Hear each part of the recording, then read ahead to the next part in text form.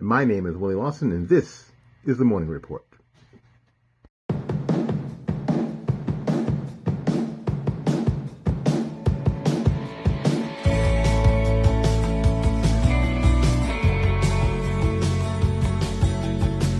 And on the Morning Report, good morning. It is February 3rd, 2021, in the year of our Lord. I hope that you enjoyed the video yesterday. Doing these at the same time can be a little disconcerting because I just haven't practiced it. That's all. I hope to get better at it. I hope you like the intro. The intro 99% of the intro was made by our friend Paul Swanson. So I just came in with the start and the beginning because I am such a narcissist. I love to see my face and I love to hear my own voice. So there you go.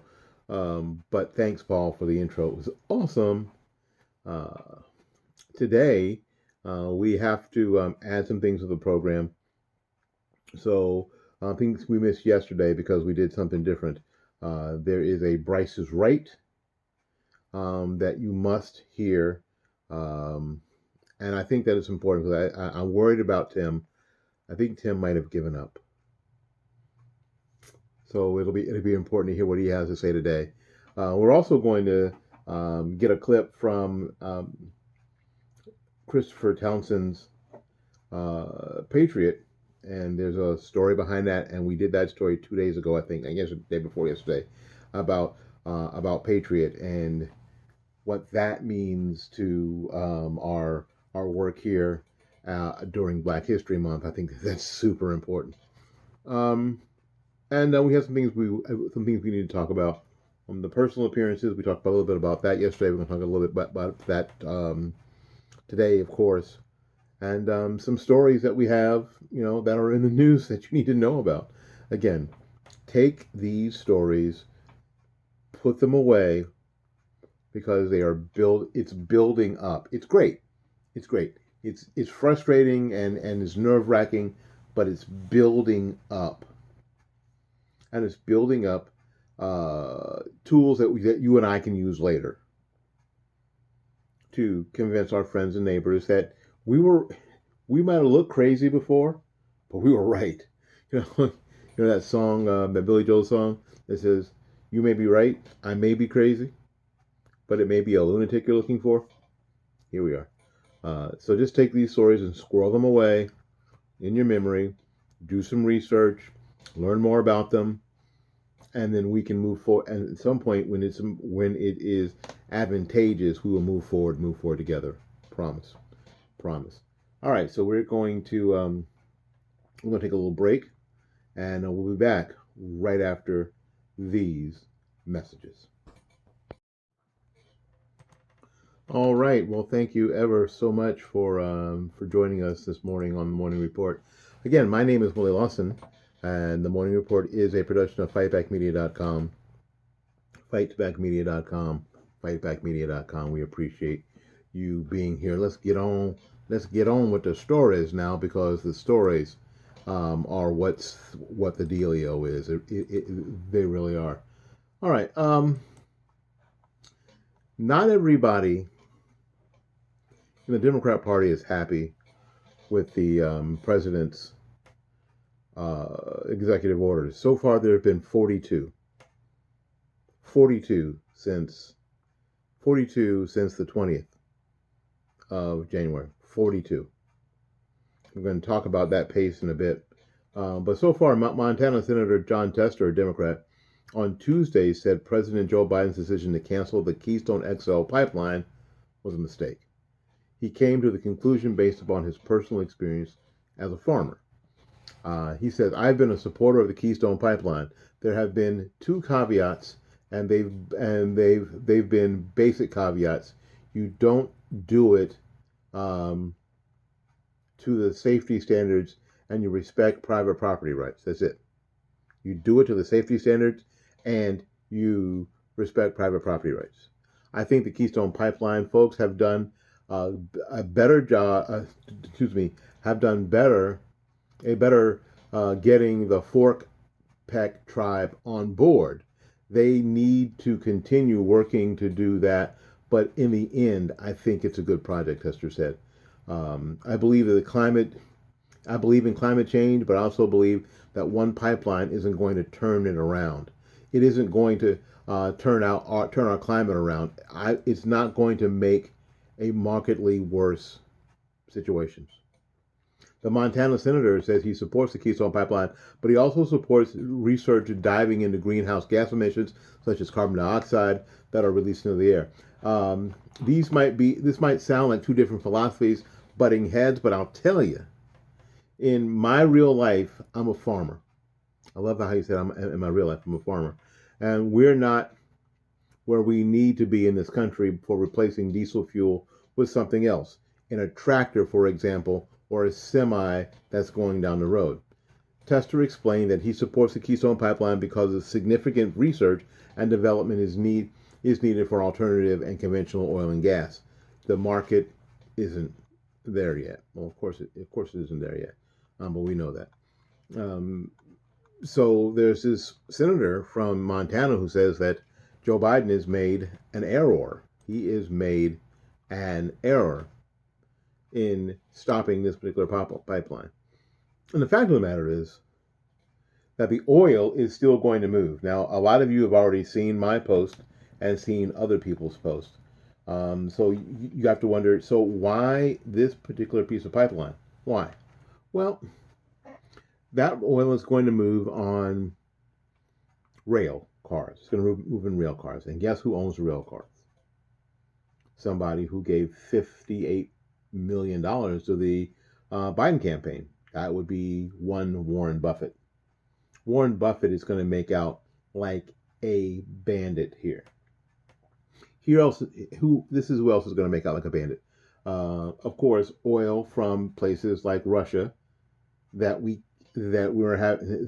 normally export to Russia and China and Saudi Arabia. They're going to make out like bandits. When we become less energy independent, other places will fill the void. It isn't like these places won't have oil and gas. Of course they will. Other people will fill the void that we were filling before. Other people, other countries, other nations, some of them who love us, most of them who hate us, will fill the void. That's all there's to it. I mean, let's just be realistic. And the market for wind power, the market for wave power, the market for even solar power to a degree, it's just not there. It's just not there. Let's just be realistic. It isn't there. There is, and this whole idea of, and we talked about this yesterday. We talked about, this whole electric vehicle thing. When Elon Musk says there's not enough electricity right now to power as many electric cars as they're talking about, there's not enough power. And on top of that, my friends, what we're talking about is that to power these electric vehicles is first of all, it's very expensive, and it's very dirty. There's not much in the world dirtier than the making of a lithium battery. There's just not much There's not much in the world dirtier than a lithium battery. It's the lithium, it's the cobalt, it's what you do when the battery is no longer useful. What do you do with it? It's nasty, it's filthy, it contaminates everything. It takes millions of years to break down. Nothing's dirtier than a lithium battery. Nothing. So, well, maybe the inside of Anthony Weiner's laptop, but not much dirtier nothing much dirtier than a lithium battery. So, is that the answer? Or is that the trade-off? So, anyway, let's get to the next story. Not everybody's happy with that. Not surprising, though. Not surprising. And it may, and the senator didn't mention this, but I'm just saying it may be a huge mistake because the unions that have supported Democrats might start having a little litmus test. Do you support this? Do you support that? Can we depend on you for this or that? I guess they did that with the president, but the president basically flipped them around, stabbed them in the back, and kicked them in the butt and sent them on their way. That's what it seemed like anyway. I don't know. Maybe is that what it seems like to you? That's what it seems like to me. All right. We were just talking about executive orders, right? And the number of executive orders that the president has signed, and so far it's 42. Now I was reading a Facebook thread where someone said, "Oh, stop being a hypocrite because Donald Trump signed a bunch of them too," and he did, and we've talked about that here. Too many, too many, especially early on. President Trump signed 220 executive orders in his 4 years in office. 220. President Obama signed 276 in his 8 years in office, which sounds like a lot until you go back and George Bush signed 291 in his 8 years in Washington, which sounds like a lot until you go back to Bill Clinton, who signed 364 in his 8 years in office. Unfortunately, this is not a new way of governing. Unfortunately. Unfortunately, presidents have been doing this for a while. We have lost control of that office for quite a while. George H.W. Bush, in 4 years signed 166, which put him on a pace for over 300 and a half too, right? Ronald Reagan had 381, right? Jimmy Carter had 320.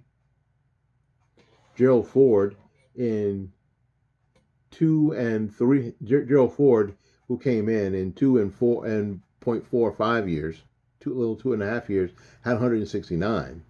So he was on his way to the 300 mark as well, as Richard Nixon, 5 years, 5.6 years, 5.5 years, 346. Lyndon Baines Johnson in a little over 5 years, 325. So, and we're all the way back to 1963. And in less than 3 years, JFK signed 214. Dwight Eisenhower in 8 years signed 484. Harry Truman in almost 8 years signed 907. Franklin Roosevelt in 12 years, a little more than 12 years, signed 3,700 of these executive orders. So this is not new. And we should not behave as if it were new. We should behave as if it is a problem. I didn't like it, and we said so when Barack Obama was signing a bunch of them. Now, but we have to have some perspective here. I didn't like it then, and I didn't like it when Donald Trump came out and signed a whole bunch of them either. But it looks like right now that if you look at executive orders per year right now, Joe Biden is on the pace for 652 for his first year at this point. Times 4 is over 2,400 or so, and that would put him way ahead of everybody, dating all the way back to Harry S. Truman. He'd just be a little less than FDR at this point, if indeed that continues. And all the people I mentioned, you already know, it didn't matter if they were Democrat or Republican. It didn't matter. But it just seems crazy now that this is happening when the president has the Senate and the House. They could pass whatever laws they want. They could codify all their madness in laws if they wish to. My question to you is, why aren't they going through the legislative process? What is stopping them from going through the legislative process? Why? They could. There aren't enough Republicans in the House. There aren't enough Republicans in the Senate to stop them. If there's a tie in the Senate, then they've got Kamala Harris to come break the tie. Why so many? Why 42? in the first few days, in the first couple of weeks. Why that many? It just doesn't make any sense. Oh, George Washington signed 8, by the way. I'd love to hear you talk about it in the comments. Why so many? Seems weird, doesn't it? Seems weird. All right, let's see if we can. Let's see. Nope, nope, nope, nope. Oh yeah. Well, we'll just talk about it. I want to talk about one. I want to talk about one more thing before I start to have to get other people in on this. You know what? On this podcast train today. I want to know. Let's talk about this. Let's look back at January 6th and the days leading up to January 6th. There was a lot of, and I'm going to call it chatter, but people on social media saying that they needed to go to Washington and show their discontent for what was happening because the election was being certified. And I think a lot of people thought if they showed up, they could put some pressure on Mike Pence. The story is that Mike Pence and his people looked over the Constitution and looked at every option they possibly had, 9 ways to Sunday, to see if there was anything that they could do. And what they found out was there was nothing the Constitution allowed them to do. A lot of us told you that beforehand. There's nothing that Mike Pence shouldn't have done. And there was a lot of people out here on Facebook, out here on TikTok or whatever. You know, you saw people who had the Trump sign and Mike Pence's name had been cut out or marked off, and he was suddenly and Mike Pence was a traitor, and all this madness and all this fomenting over something that was never going to happen.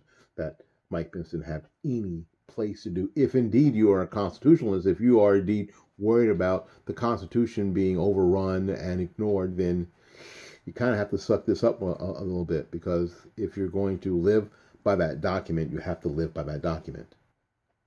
And but a lot of people went to DC that day, and there were a number of us saying, you know what, hey, listen, be careful. Be careful, because anything that goes down bad, they're going to try to use that against all of us for a long time.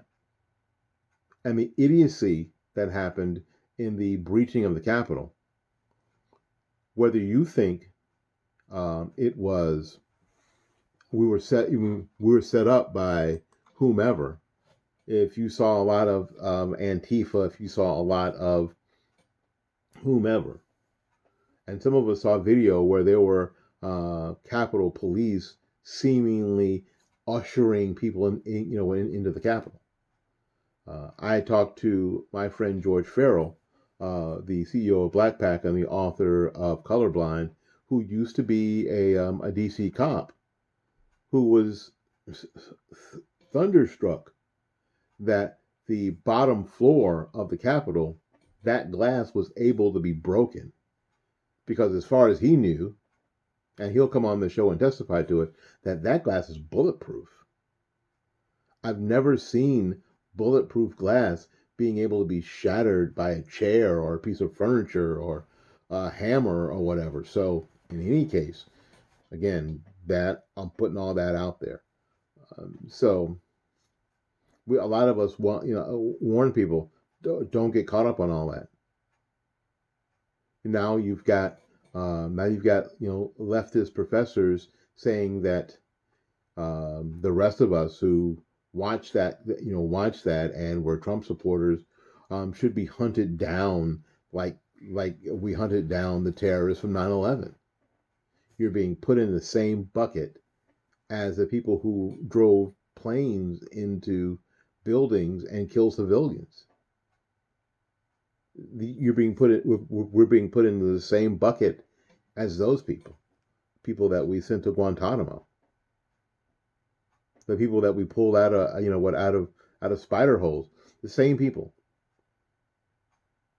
Some people on the left are characterizing you and I as those folks. I'm telling you. So moving forward, because that's all we can do at this point, is move forward. We have to be super careful about what we say, especially on social media and how we say it. I know it doesn't seem fair, but you're a grown up. You know things aren't fair, and you know this game is never going to be played fairly. You're never going to be treated fairly, ever. Forget about it. The only behavior that we can control is our own. Am I correct? Am I correct? The only behavior that we can control is our own. So we have to be super careful about what we do and how we say it. And we have to stop expecting things to be fair. Stop whining and complaining about how it's not fair. It makes you sound like a child. When you know it's not fair and you know it's not going to be fair, right? Act like an adult. All right, we're going to be back, and we're going to be back with the Bryce is Right. We're also going to be back with a song or a snippet from a song called Patriot, and on the audio I'm going to play right now. And when we come back from the video, we'll play that small clip first as well, so you'll be able to enjoy it here on the video, which is going to be problematical because it's going to get a copyright hit on somewhere, and there's nothing I can do about it. Christopher told me I could play it, I could use it, so I'm going to do it, whatever happens. All right, well, we'll be back right after these messages. All right, welcome back. Thank you ever so much for joining us. We were just trying to do much. I was rubbing my head, and I was patting my head and rubbing my tummy all at the same time, and failing, poking myself in the eye. I just want to let people know that we are going to be on the road here. The show is going to be on the road here on Frederick Douglass Weekend. Frederick Douglass Weekend is going to be the Friday, February 19th. That's in 16 days. And then Saturday, February 20th. On the 19th, we're going to be at Daddy-O's Patio for the Frederick Douglass meet and greet. Audrey Pruitt of New Journey PAC will be our guest speaker. So you'll want to be there. It's a new joint. It's an old building. It's in the La Tropicana. It's in the same place as La Tropicana on East 7th Avenue. It's 1822 East 7th Avenue. It's in that building. There's some outdoor space there. There's some nice indoor space. It's a bar. There'll be food. There's food there to purchase. There's food there. There's drinks there to drink. And there's parking in the back. And there's a lot of parking in the back. Now it's Friday night, so it's going to be busy. You want to get there early. The event is from 6 to 9. The city parking is fairly inexpensive, so you'll want to do that as opposed to park on the street for sure. Now there's free parking on the street, but parking on the street is limited, obviously. So you'll want to park in the paid parking lot around the back. I'll be there doing this. How cool is that? And I might even get a haircut. I know it looks like a hair, like you're thinking. For those of you who are watching the video, you go, "What hair do you have to cut?" Except the hair on your face. No, the hair on my face is a new project. It's staying, but the hair on my head, gonna have to get rid of some of that gray, especially in the back. But in any case, that's Friday night, and for those of us who are going to be able to take it easy, Saturday morning at 10 o'clock. Saturday morning, 10 o'clock, at the on the campus of St. Pete College, in the All-State Center there at 3200, I think it's North 34th Street in St. Pete, 33701, will be the Frederick Douglass Brunch. And there it's going to be great because there are three featured speakers. One is the gentleman I just mentioned, George Farrell, the CEO of Black PAC, which is a political action committee dedicated to getting black conservatives, black and brown conservatives elected to office around the country at every position. He'll be a speaker. So will Byron Donalds, who is the Republican, who is the black U.S. rep from District 19 in Naples and Fort Myers area here in Florida, and my friend Kevin McGarry. Kevin McGarry is the CEO of Every Black Lives Matters and the CEO of the chairman of the Frederick Douglass Foundation of California. And he'll be there as well. So it's going to be a great event. Tickets for that event are $35 before Valentine's Day. After Valentine's Day, it's going to be $45. So you want to go to the fightbackmedia.com website and get your ticket right now. Fightbackmedia.com, fightbackmedia.com. You want to go ahead and do that now because frankly, the sooner you do it, the less you have to worry about it. And isn't that what the whole game is? That's what I'm learning. If I could just do it now, I've always had that. I've always thought that. I really have. I've always thought, you know what? I'll just, when I was in school, the idea was, okay, you had X number of weeks to work on the paper, and I'm the guy who always just did it now.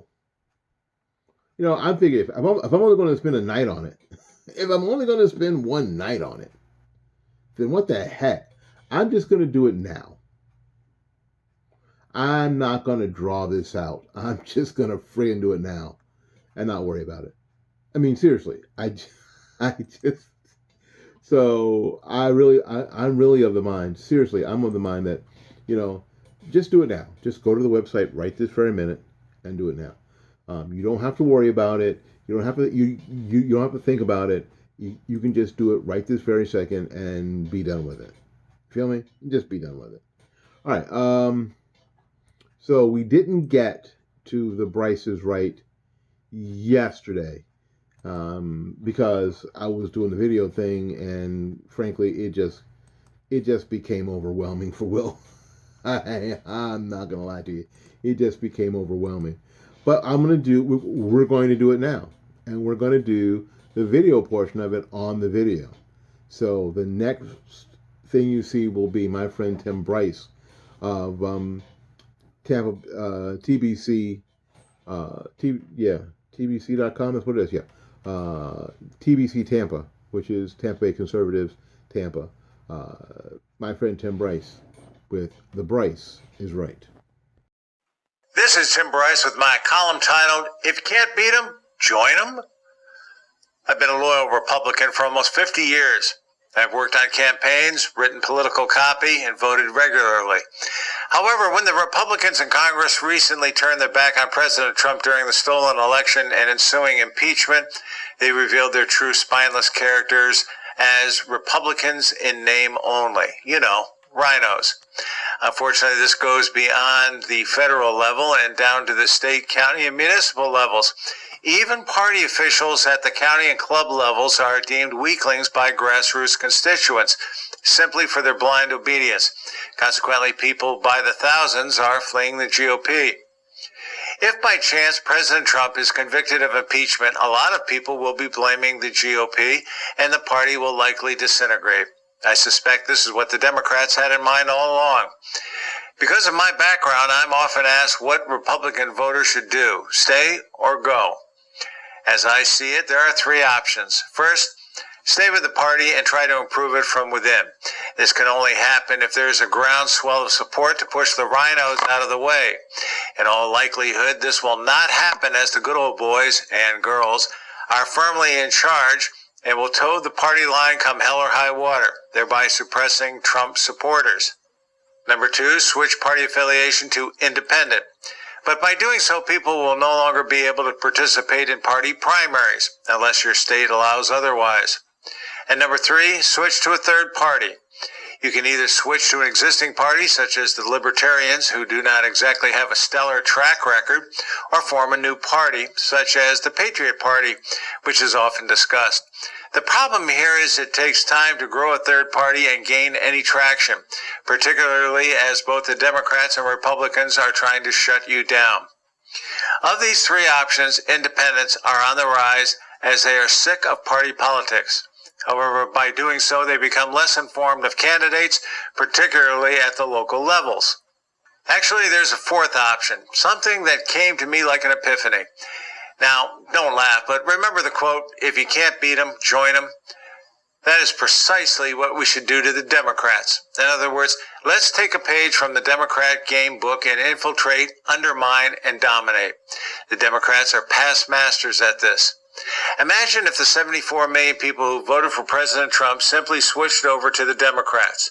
They could then lead a charge to change the party platform, elect new party leaders, and force out the far-left members who would likely establish their own socialist party. The simplicity of this is inspiring and does two things. It would totally remake the Democrat Party as we know it today, and the Republican Party, with their impotent leaders, would become a hollow shell before our eyes, turning the rhinos out to pasture. I believe this is referred to as killing two birds with one stone. Another nice benefit, it would put the news media into a tailspin, as they would know who to cover or criticize. And once the dust is settled, you can change the party name to something more rational like the Patriot Party.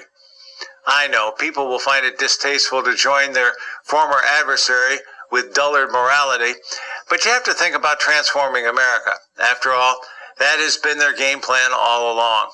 Interesting idea, right?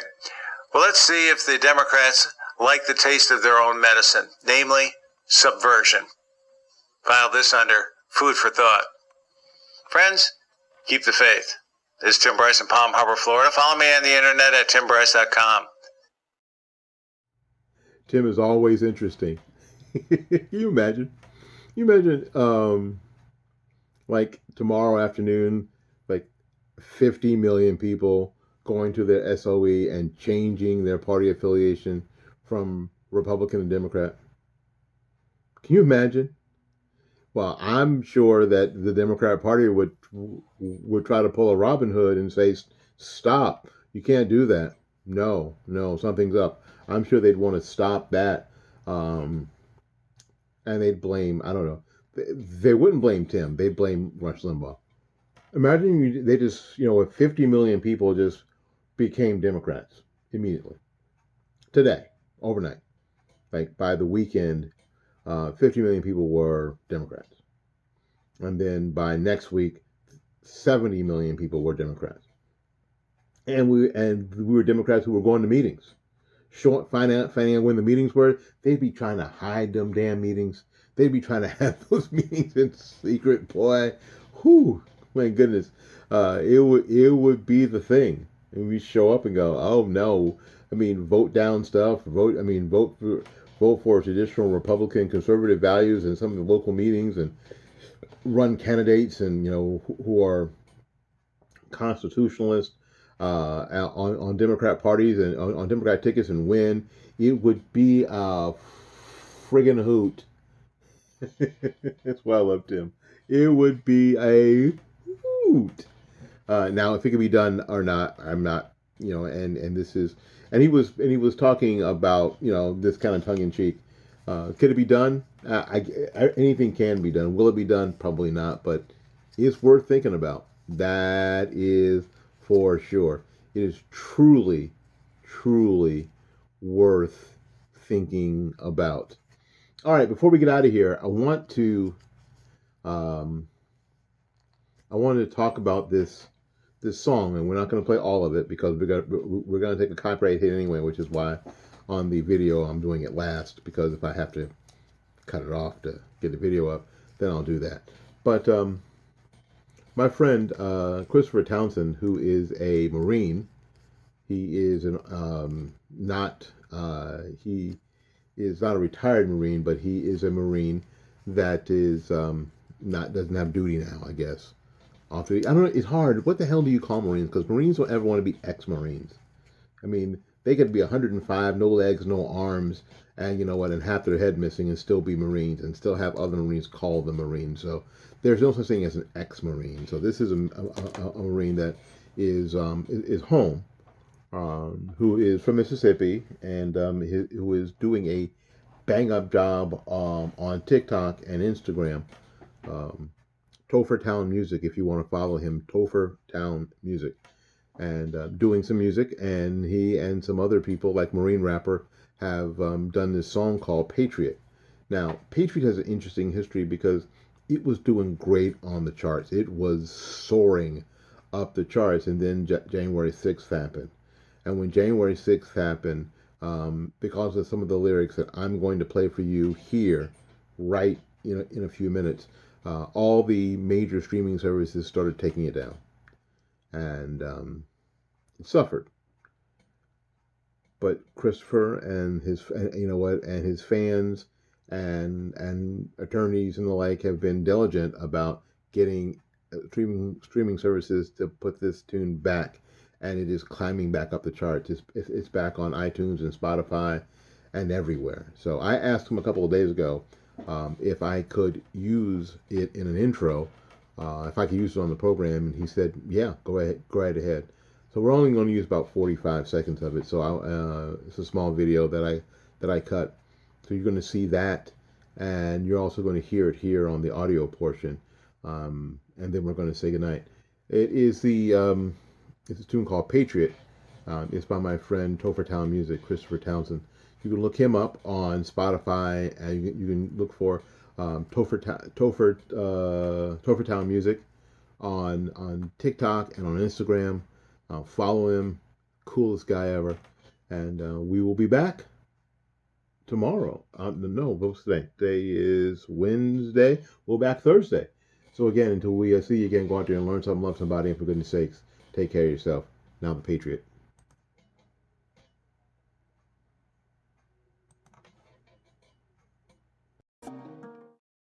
Tens of thousands on my right, thousands by my side. War between good and evil, watching our fists collide.